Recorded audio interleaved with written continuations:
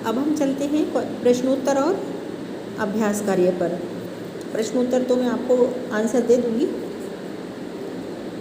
यहाँ पर लिखना है कुछ सार्थक शब्द। क्वेश्चन नंबर 2 देखिए, शब्द लिखो, सार्थक और निरर्थक शब्द, 3 शब्द लिखना है। तो सार्थक शब्द कौन सा हुआ?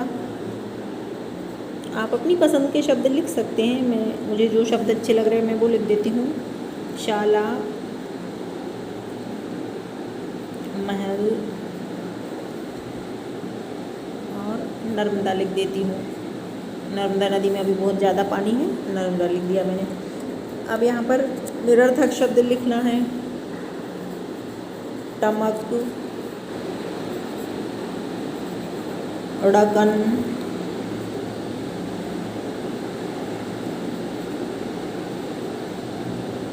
ललक, ये 3 मैंने लिख दिए कुछ वर्ड। ठीक है। अब निम्नलिखित वर्णों से शुरू होने वाले 2 शब्द लिखना है। ऐसा आपको शब्द लिखना है जिसमें माँ आ जाए। तो काम लिख लीजिए, काम लिख लिया, और राम लिख लीजिए। या तो आप पहले ऐसे भी लिख सकते हो कि पहला ही माँ आ जाए। मन लिख लीजिए और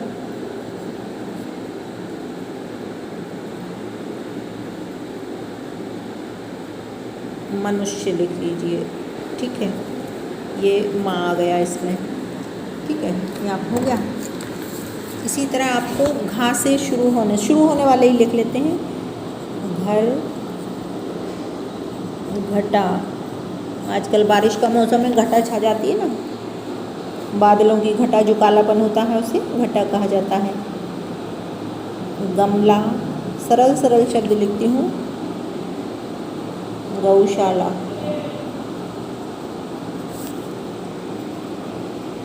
चमक, चेहरा,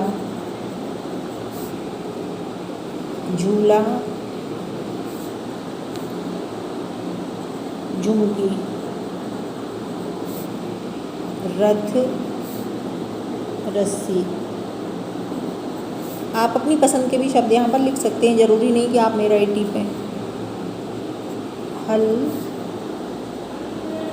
हाथ, डमरू, डकार,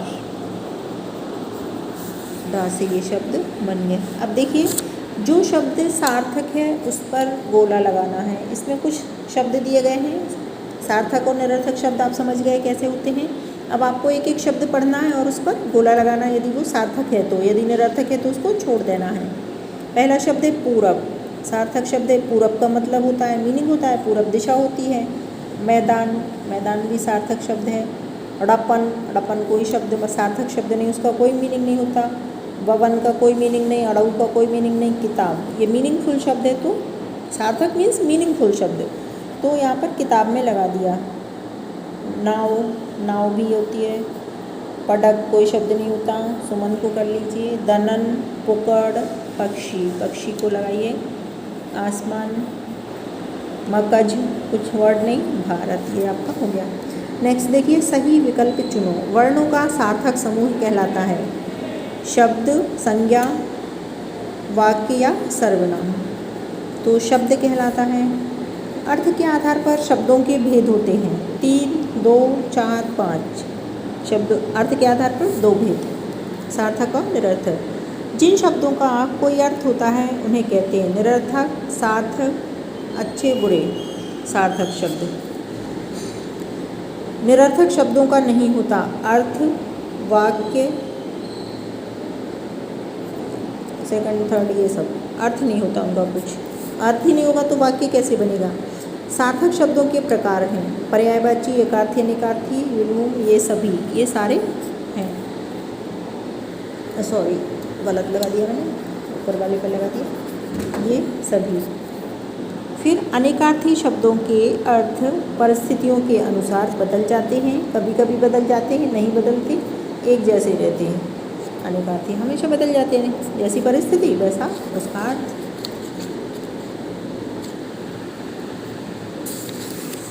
ये आपका पाठ आज पूरा हो गया। पाठ 3 शब्द विचार। इसमें आपने क्या क्या सीखा? शब्द उसके प्रकार जो कि अर्थ के आधार पर थे। निश्चित अर्थ की ओर संकेत करने वाले वर्ण समूह को शब्द कहते हैं। अर्थ के आधार पर शब्द दो प्रकार के होते हैं, सार्थक और निरर्थक। जो शब्द किसी निश्चित अर्थ का बोध कराते हैं वे सार्थक शब्द कहलाते हैं, और जो शब्द किसी निश्चित अर्थ का बोध नहीं कराते उसे निरर्थक शब्द कहा जाता है। ये आपका देखिए ये पाठ पूरा हो चुका है, क्वेश्चन आंसर और ये एक्सरसाइज भी हो गई है। क्वेश्चन आंसर देख लीजिए। शब्द किसे कहते हैं? वर्णों के समूह को शब्द कहा जाता है। सार्थक और निरर्थक शब्द किसे कहते हैं? वर्णों के नहीं, जिन शब्दों का कुछ अर्थ होता है उसे सार्थक, और जिनका अर्थ नहीं होता है उसे निरर्थक शब्द कहा जाता है। सार्थक शब्द कितने प्रकार के होते हैं?